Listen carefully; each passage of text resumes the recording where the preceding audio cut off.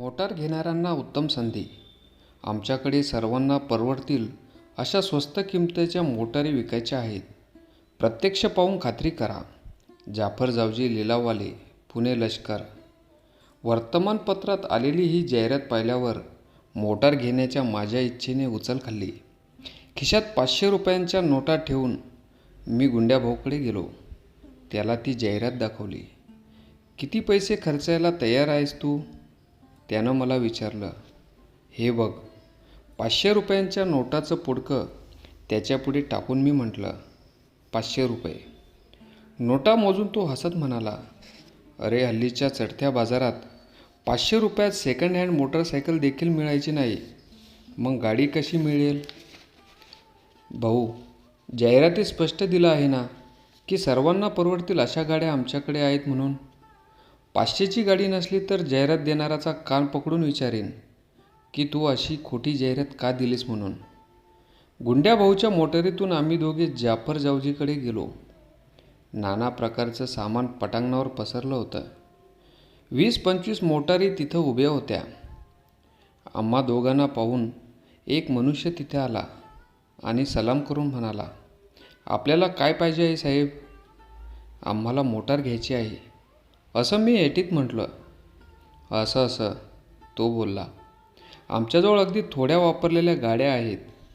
एक गाडी तर अशी आहे की मूळ मालकांना ती 9,000 कोरी घेतली. 5 दिवस वापरल्यावर त्याला अमेरिकेला जावं लागलं. ती गाडी 6,000 विकून टाकायची आहे. हे पहा जाफर साहेब, इतक्या किमतीची गाडी आम्हाला नको. यापेक्षा स्वस्त किमतीची दाखवा. गुंड्याभाऊ. जाफर सेठने 2,000पर्यंत किमतीच्या गाड्या दाखवल्या. माझी मागणी त्याहून कमी किमतीच्या वाहनाची आहे असं ऐकल्यावर तो म्हणाला, तर मग साहेब, खेळण्याच्या दुकानात जाऊन एखादी किल्लीची मोटरच घ्या. 2-2.5 रुपयांना मिळेल. मी म्हणालो, शेठ, अशी मस्करी करू नका. माझ्याजवळ रोख 500 रुपये आहेत. तेवढ्यात मिळण्यासारखी गाडी तुमच्याजवळ असली तर सांगा. आता ठीक बोललात साहेब. पहिल्यांदाच असं सांगितलं असतं तर 2,000च्या किंमत असलेल्या गाड्या तुम्हाला दाखवल्याच नसत्या. ते नोकराला म्हणाले, दाऊद, मोडतोड विभागात जे जुनं मॉडेल ठेवलं आहे ते साहेबांना दाखव. 500ला देऊन टाकू.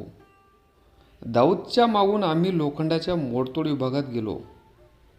त्यात मोटारीचा एक सांगाडा ठेवला होता. गुंड्याभाऊनं मोटार तपासली. ती बऱ्या स्थितीत होती, परंतु तिच्यात पेटतेल टाकून चालवून पाहिल्याशिवाय ते घेणं वेडेपणाचं झालं असतं. दाऊद म्हणाला, तुम्ही 250 रुपये डिपॉझिट ठेवत असाल तर गाडी चालती करून देऊ. बाकीचे 250 रुपये 4 दिवसांनी द्या आणि मोटारीत बसून घरी जा. आम्हाला सौदा पटला. जाफर सेठच्या मॅनेजरजवळ 250 रुपये भरून आणि 4 दिवसांनी परत येण्याचं कबूल करून आम्ही घरी परतलो. जेवणाच्या वेळी मोटारीची वाच्यता केल्याशिवाय माझ्याच्यानं राहावेना. एकदम मोटारच आणून दाराशी उभी करायची आणि सगळ्यांना चकित करून सोडायचा, असा माझा विचार होता. परंतु एखादं रहस्य फार वेळ पोटात ठेवायचं कसब माझ्या अंगी नव्हतं. मी एकदम बोलून गेलो, उद्या काय जम्मत येणार आहे आपल्याकडे ओळखा. मोरूला वाटलं रेडिओ, राघूला वाटलं टाईपरायटर, तर मैनाला वाटलं विजेचा पंखा. मोटारीपर्यंत कुणाचीच उडी जाईना. शेवटी मी म्हणालो, उद्या आपली मोटार येणार आहे. सौ म्हणाली, लॉटरीत बक्षीस मिळाली की काय? बक्षीस नाही मिळालं. चांगली विकत घेतली आहे मोटार, 500 रुपयांना. कोणत्या रंगाची आहे? साळूनं विचारलं. किती माणसं आत बसू शकतील? सौ. मला चालवता येईल की नाही? राघू. अरे पण ती ठेवायची कुठं? हल्लीच्या दिवसात मोटार ठेवायला जागा तरी कुठं मिळणार आहे? आई. या सगळ्या प्रश्नाच्या सरबत्तीला मी यथाशक्ती उत्तर देत होतो. पण ती ठेवायची कुठं हा आईचा प्रश्न विशेष अडचणीचा वाटला. सध्या रस्त्याच्या कडेला ठेवून द्यावी, असं मी सुचवलं. मोटार चालक ठेवणं माझ्या आटोक्याबाहेरचं असल्यामुळं स्वतःच चालक बनणं मला भाग होतं. गुंड्या भाऊकडे जाऊन मोटार चालवण्याचे धडे घ्यायचं मी ठरवलं आणि त्याप्रमाणे त्याच्याकडे जाऊ लागलो. त्यानं दिलेला पाठ रात्रीच्या वेळी जागरण करून मी गिरवत होतो. खुर्चीवर बसून आणि हातात काठी धरून मोटारीतलं सुकाणू चाक कसं फिरवायचं याची सवय करत मी रात्रभर बसलो होतो. रात्री 2 वाजता आई जागी झाली. माझ्या माडीचं दार उघडं राहिलं असल्यानं रस्त्यातल्या दिव्याचा अंधुक उजेड आत पसरलेला होता. खुर्चीवर बसून मी हवेत नाना प्रकारचे हातवारे करत आहे असं पाहून ती घाबरली. मागून येऊन माझ्या खांद्यावर हात ठेवून ती म्हणाली, "आप्पा, आप्पा, जागा हो." मी मोटार चालवण्याच्या सुखस्वप्नात इतका गर्क झालो होतो की आपण आपल्या माडीत मोटार चालवण्याची केवळ कवायत करत आहोत याचं भान नाहीसं झालं होतं. रहदारीचा नियम मोडल्याबद्दल पोलीस शिपायानं येऊन आपली मनगुट्टी पकडली आहे असं मला वाटलं आणि म्हणालो, "माफ करा फौजदार साहेब, मी अजून शिकतो आहे." अरे देवा, याला वायू झाला की काय? सुनबाई, उठ लवकर, घाबऱ्या घाबऱ्या आवाजात आई म्हणाली. तिची सुनबाई जागी झाली. तिनं मोरूला हाक मारली. तेवढ्यात मी नीट शुद्धीवर आलो. मोटार चालवण्याची कवायत करत होतो असं मी सांगितल्यावर सगळेजण एक होऊन मला हसले. 4-5 दिवसात आमची मोटार दुरुस्त झाली. राहिलेले 250 रुपये देऊन टाकले आणि मोटार घरी पोचवण्यासाठी दाऊदला बरोबर घेतला. घरापाशी आमच्या कुटुंबातले सर्व माणसे, आमचे शेजारी आणि घरमालक असे सर्वजण मोटारीचं स्वागत करायला उभे राहिले होते. सगळ्यांना मोटार बघून आनंद होईल अशा कल्पनेने मी त्यांच्याकडे हसतमुखानं पाहिलं. पण माझ्या कुटुंबातल्या माणसाच्या तोंडावर निराशेचं आणि इतरांच्या तोंडावर उपहासाचं प्रतिबिंब दिसत होतं. आता उगीच नाव ठेवत बसू नका मोटारीला. कुठून तरी गावात एका ठिकाणाहून दुसरीकडे पोचल म्हणजे झालं. चला, आता कोणीतरी तिघं बसा मोटारीत. मंडईभोवती एक चक्कर मारून परत येऊ. मग दुसऱ्या तिघांना घेऊन जाईन, मी एटीत म्हणालो. साळू आणि सौ मागल्या बैठकीवर जाऊन बसल्या आणि मोरू पुढं बसला. चालकस्थानी अर्थात मी होतो. तुळशीबागेशी थांबवा बरं का गाडी, आपण दर्शन घेऊन येऊ, सौ म्हणाली. गाडी चालू करण्याकरता अवश्य असणारं सर्व तंत्र मी काळजीपूर्वक पाळलं. पण गाडी काही सुरू होईना. म्हणून मोरूला हँडल मारायला सांगितलं. कितीतरी वेळ तो हँडल गरगर फिरवत होता, पण इंजिन चालू होईना. हँडल मारून मारून घामाघूम झालेल्या मोरूला आई म्हणाली, "मोरू, किल्ली फार फिरवू नकोस." साळूला किल्लीची मोटर आणली होती. तिनं जास्त किल्ली दिल्यामुळे तिची स्प्रिंग तुटून गेली. तशी याही मोटरीची स्प्रिंग तुटेल, फार किल्ली दिलीस तर. मी बटन फिरवलं आणि इंजिन चालू होऊन हिव भरल्यासारखी गाडी थडथडू लागली. मोरू आत येऊन बसला. तेवढ्यात मोटारीचं हिव बरं झालं आणि ती मक्खपणं उभी राहिली. पुन्हा एकदा सर्व तंत्र पार पाडलं आणि मोरू हँडल फिरवत असतानाच गाडी चालू झाली. तो हँडल सोडून तसाच बाजूला झाला म्हणून बरं झालं, नाहीतर अपघातच व्हायचा. आमच्या मोटारीतून चिरचिर, खुळखुळ आणि फाटफूट असे 3 प्रकारचे आवाज निघत असल्यानं पादचारी लोक घाबरून आम्हाला वाट देत होते. ऑफिसात यापुढं मोटारीने जाण्याचा उपक्रम मी सुरू केला.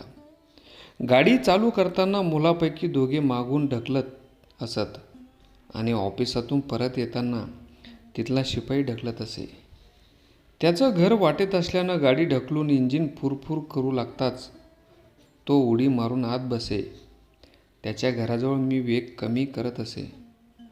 जोगसाहेबांनी मोटर ठेवली आहे हे कळाल्यापासून ऑफिसात माझी प्रतिष्ठा वाढली.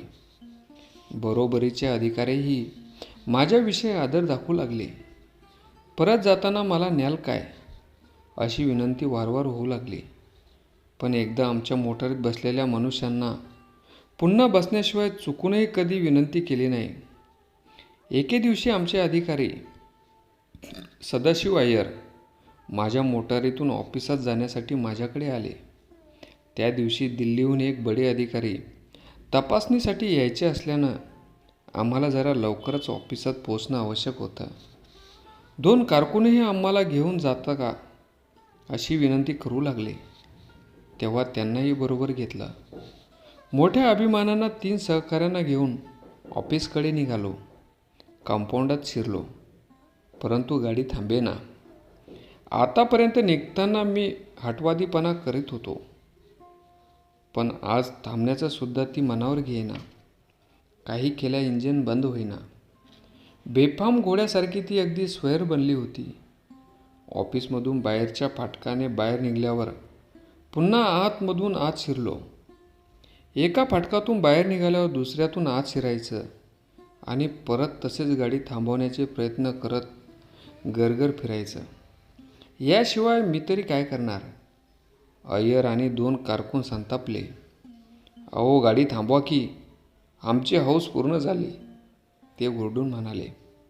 बाबांनो, गाडी थांबवायचा मी आटोकाट प्रयत्न करत आहे, पण ती थांबतच नाही, मी ओरडून उत्तर दिलं. अर्धा पाऊण तास झाला. जोग अशा प्रदक्षिणा का घालत आहे याचा उलगडा न झाल्यामुळे ऑफिसच्या नोकरांची आणि इतर बघ्या लोकांची ही गर्दी पोर्चमध्ये जमली. गाडी चालवून तिच्यातलं पेट्रोल संपलं की ती आपोआप बंद पडेल असा मला विश्वास होता. दिल्लीच्या त्या लष्करी अधिकाऱ्यांनी भव्य गाडी आमच्या ऑफिसात फाटका शिरत असताना माझी मोटर प्रदक्षिणा घालत तिच्या मागोमाग आली आणि तिच्या पृष्ठभागावर तिनं एडक्यासारखी धडक दिली. ती गाडी भक्कम आणि लष्करी उपयोगाच्या बांधणीची असल्यानं तिचा मागचा भाग थोडा मोडण्यापेक्षा तिची अधिक नुकसानी झाली नाही. माझ्या मोटारीचं मात्र नाक चांगलं सटकलं, पण किंचित कमी वेगात असलेल्या वाहनावर ती आदळल्याने तिला मोठा धक्का बसला नाही. फक्त माझं कपाळ शुक्राणुचक्रावर आपटून टेंगूळ आलं. अय्यर साहेबांचा चष्मा फुटला आणि मागच्या बैठकीवर बसलेल्या 2 कारकुनाच्या हिरड्या सुजल्या. आता मोटारीवर माझ्याशिवाय कुणाचंच प्रेम उरलं नव्हतं.